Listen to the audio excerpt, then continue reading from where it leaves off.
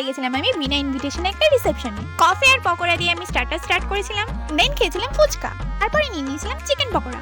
Wow awesome awesome. Then বসে পড়েছিলাম খেতে। খাবার দিতে লেট করে নিজের থোবড়াই দেখি গাইস। ফার্স্টে দিয়ে দিয়েছিল স্যালাড আর চিকেন সাটে, দেন ছিল বেবি নান আর তার সাথে খাওয়ার জন্য ডিম তড়কা, এবার ছিল ফ্রাইড রাইস আর তার সাথে চিকেন কষা। তারপর আমি আমার হেভেন বাইট রেডি করছিলাম, দেন আমি আবার মাংস নিয়েছিলাম। খাওয়ার সাথে সাথে ব্যাকগ্রাউন্ড মিউজিক গুলো ছিল ঠিক কিছুটা এইরকম। फिर हमने सोचा हटाओ यार, मटर पनीर पे कंसंट्रेट करो। দেন ছিল চাটনি আর তার পার্টনার পাপড়। তারপরের আইটেম ছিল রসগোল্লা, তারপর ছিল সন্দেশ। খাওয়া দাওয়ার পরে আমার থালার অবস্থা ছিল কিছুটা এইরকম। Last but not the least, Hajmola. এই গানটা মেবি এদের ভীষণ পছন্দ হয়েছে, তাই এই গানটাই বারবার করে চালিয়ে যাচ্ছিল। ওইদিকে আমার দিদি আমাকে নাচার জন্য ডেকে যাচ্ছিল। এত সুন্দর দৃশ্য আমার সহ্য না হয় আমি একা একা হেঁটে হেঁটে বাড়ি চলে আসছিলাম। ইনভিটেশন পেয়েছিলাম বাট জানতাম না এটা কাদের বিয়ে।